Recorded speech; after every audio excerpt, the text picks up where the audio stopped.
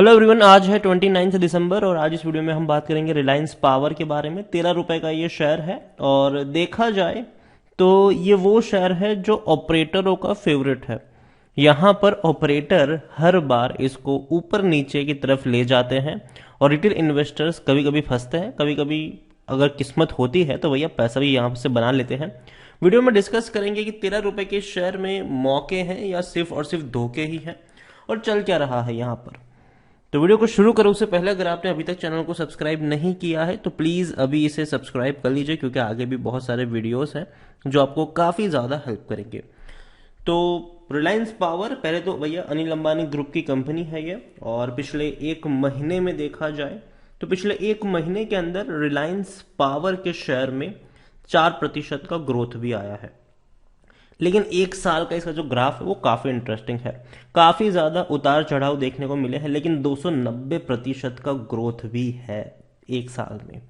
3 रुपए का शेयर इतनी बड़ी आग उगली थी और इसका रीज़न भी था कि प्रमोटर ने बहुत बड़ी होल्डिंग यहाँ पे खरीदी थी और यही वजह थी कि शेयर भागता चला गया। लोगों को लगा भैया यहाँ से मल्टी बैगर बनेगा, मल्टी बैगर बनेगा, मल्टी बैगर बनेगा, और इस तरीके की न्यूज़ भी प्लांट हो रही थी। और तब भी मैं कह रहा था कि भैया अगर ऊपर जा रहा है तो खरीदना मत, बल्कि ऊपर के लेवल पर बेच के निकल जाना। रीज़न यह है कि फंडामेंटली मुझे रिलायंस पावर उतना ज़्यादा पसंद नहीं आ रहा है और हर बार इस तरीके के पिरामिड्स यहाँ पर ज़रूर बने हैं। तेज़ी आई है तो भैया गिरावट भी उतनी ज़्यादा देखने को मिली है और लॉन्ग टर्म में यहाँ पर पैसा ही पैसा डूबा है लोगों का। 10 साल का अगर आप ग्राफ देखो तो ऐसी तेज़ी पहले भी आ चुकी है, लेकिन जैसे ही तेज़ी आई है गिरावट भी आई है। रीज़न यह है कि कंपनी भैया छोटे डिफ़ॉल्ट कर रही है। अभी पिछले महीने की ही खबर थी कि भैया इन्होंने पेमेंट नहीं चुका पा रही है। प्रमोटर ने क्वांटिटी खरीद ली यहाँ पर, ठीक है प्रमोटर ने शेयर खरीद लिए ज़्यादातर, लेकिन भैया जो बैंकों से पैसा लिया है उसके जो इंटरेस्ट पेमेंट है वो नहीं कर पा रहे हैं। और वो भी कितना इंटरेस्ट पेमेंट, 1 करोड़ का, 44 लाख का, ऐसे इंटरेस्ट पेमेंट नहीं कर पा रही है। तो आप खुद समझ सकते हो कि भैया क्या हालत है इनकी, और वो भी किन बैंकों के, आईडीबीआई बैंक, डीबीएस बैंक, भैया छोटी छोटी बैंकों के इंटरेस्ट पेमेंट नहीं कर पा रही है ये कंपनी, और ये डिफॉल्ट्स कर रही है। इससे पहले भी कई बार डिफॉल्ट्स कर चुकी है, आगे भी डिफॉल्ट्स कर सकती है रिलायंस पावर, ये मेरा मानना है। स्मॉल कैप शेयर है, 4,600 करोड़ के आसपास का इसका मार्केट कैप है। वॉल्यूम्स 1 करोड़ से तकरीबन 2 करोड़ के बीच में देखने को मिलता है। बड़ी क्वांटिटी में शेयर ट्रेड होते हैं और यही वजह है कि मैं इसके ऊपर वीडियो भी बना रहा हूं और आपको ये बताने के लिए। देखो काफ़ी लोग अभी भी यहाँ पर बड़ी क्वांटिटी में खरीदारी कर रहे हैं, लेकिन ये एक ट्रैप है। अगेन मैं कह दूं, यहाँ पर आपके पास जब मौके बनेंगे वो सिर्फ और सिर्फ ऊपर के लेवल पर बेचने के मौके बनेंगे। खरीदने की सलाह मैं यहाँ पर नहीं दूंगा, वो भी 13 रुपए तो भैया बिल्कुल भी नहीं दूंगा मैं। रिलायंस पावर अगर हम देखें तो सिर्फ 8% लोग कह रहे हैं कि बेचो, वरना हर कोई कह रहा है खरीदो, 92% लोग। लेकिन मैं इन 92% लोगों के साथ सहमत नहीं हूँ। यहाँ पर देखेंगे तो इनकी जो रेवेन्यू है वो लगातार टूट रहे हैं। हालांकि 2021 में रेवेन्यू में उछाल जरूर आया है, लेकिन 2022 में अगर हम बात करें तो मुझे लगता है कि 2022 में इनके रेवेन्यू अगेन थोड़े बहुत टूट सकते हैं, मतलब इसी के आसपास रहेंगे। और जो प्रॉफिट्स आपको देखने को मिला एक क्वार्टर 2021 में 427 करोड़ का, ये वन टाइम प्रॉफिट था, क्योंकि इस बार के जो रिजल्ट्स आए हैं उसमें कंपनी ने लॉस बुक किया है, कंपनी ने नुकसान दिखाया है। तो आगे भी कंपनी मेरे हिसाब से उतना अच्छा परफॉर्म करेगी ये कहना मुश्किल है। कंपनी खुद बैंकों से लिया हुआ कर्जा नहीं चुका पा रही है, तो भैया पैसा तो क्या ही कमाएगी यहाँ से। खरीदारी का सही मौका है ये कहना है भैया टिकर टैब का, क्योंकि शेयर ओवरबोर्ड जोन में नहीं है। उसके अलावा पी रेशियो 20 का इसका है, जबकि सेक्टर पी 26 के करीब देखने को मिल रहा है।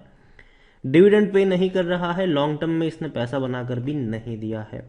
स्टॉक एएसएम लिस्ट में है, और एएसएम जीएसएम लिस्ट के बारे में हम काफ़ी कुछ चर्चा कर चुके हैं कि ये वो लिस्ट होती है जहां पर इन शेयर से सावधान रहने की ज़रूरत होती है, क्योंकि यहाँ पर मैनिपुलेशन भी देखने को मिलते हैं और जो वैल्यू है होती है शेयर की वो एक्चुअल में अनजस्टिफाइड भी होती है कभी कभी।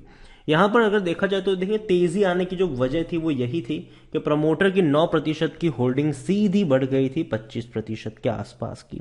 लेकिन अब ये देखो कि ऐसा नहीं है कि प्रमोटर की इतनी होल्डिंग बढ़ी तो बेचा किन लोगों ने था, बेचा था भैया अदर पार्टीज के जरिए। रिटेल इन्वेस्टर आज भी उतने ही हैं, बल्कि ज़्यादा आ गए हैं, ज़्यादा खरीदारी कर ली है। और जो बड़े फंड हाउसेस जो हैं वो यहाँ पर अभी भी अपना इंटरेस्ट नहीं दिखा रहे हैं। तो मेरे हिसाब से पहली चीज तो देखो, रिलायंस पावर की अगर मैं करूं तो कंपनी आज भी डिफॉल्ट्स कर रही है पेमेंट को लेकर। आगे भी कई सारे पेमेंट्स इन्होंने पैसा, देखो रिलायंस पावर ने कई सारे बैंकों से पैसा लिया हुआ है, ठीक है, और पेमेंट में दिक्कत आ रही है इनकी, ये चीज समझनी होगी हमें। दूसरी ओर जो प्रोजेक्ट है इनके, वो भी कई सारे, अभी इनकी कंपटीशंस भी इतनी ज्यादा होगी रिलायंस पावर की, जैसे कि भैया अदानी है, टाटा है, यही इनको जीने नहीं देंगे, सबसे पहली बात तो ये। और अब तो भैया मुकेश अंबानी भी इस सेक्टर में घुस रहे हैं, रिन्यूएबल एनर्जी में घुस रहे हैं, ये पावर सेक्टर में घुस रहे हैं। तो कहीं ना कहीं आने वाले वक्त सब हर कोई समझ चुका है कि देखो रिन्यूएबल एनर्जी का रहने वाला है, पावर का रहने वाला है। तो बड़े बड़े प्लेयर्स अब यहाँ पे एंट्री कर रहे हैं। तो मेरे हिसाब से रिलायंस पावर उन सबके सामने पिछड़ता हुआ नजर आ सकता है आने वाले दिनों में। और मैं उतना ज़्यादा भरोसा नहीं करता हूँ रिलायंस पावर के ऊपर। मुझे लगता है कि यहाँ पर जब भी तेज़ी आएगी एक गिरावट ही आने वाली है। तो यही कहूँगा, अवॉइड करिए अभी के लिए, पढ़ने की ज़रूरत यहाँ पर नहीं है। बल्कि अगर तेज़ी आती है, आप फंसे हुए हो, तो मेरे हिसाब से आपको फ़ायदा उठाना चाहिए और एग्जिट करना चाहिए। लेकिन खरीदारी की सलाह मैं नहीं दूंगा यहाँ पर, क्योंकि मुझे लगता है कि शेयर में उतना पोटेंशियल मुझे नज़र नहीं आता है।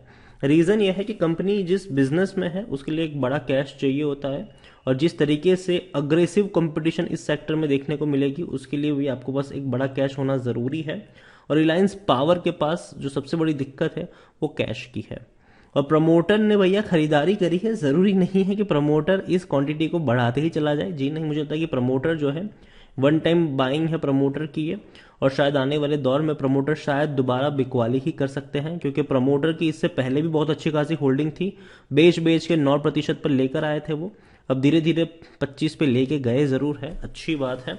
लेकिन अभी भी मुझे इसके ऊपर उतना ज़्यादा भरोसा नहीं आ रहा है। कंपनी के अगर मैं बात करूँ रेवेन्यूज़ की, कंपनी के प्रॉफिट्स की, तो अभी भी वो उतने अच्छे नहीं नज़र आ रहे हैं।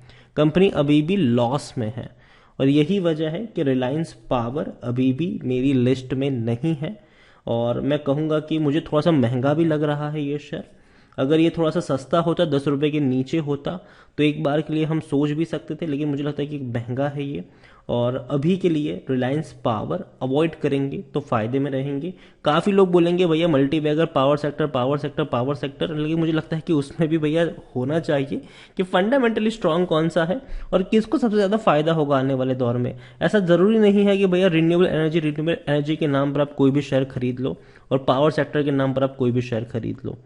जो अच्छे हैं, जो ग्रो कर सकते हैं, जिनकी छवि अच्छी है, जिनकी रेपुटेशन अच्छी है, आप उनके ऊपर दाव लगाएंगे तो फायदे में रहेंगे। वीडियो को यहीं पे एंड करूंगा। पसंद आया हो तो लाइक करें, शेयर करें। चैनल पर अगर पहली बार आए तो प्लीज़ सब्सक्राइब करें।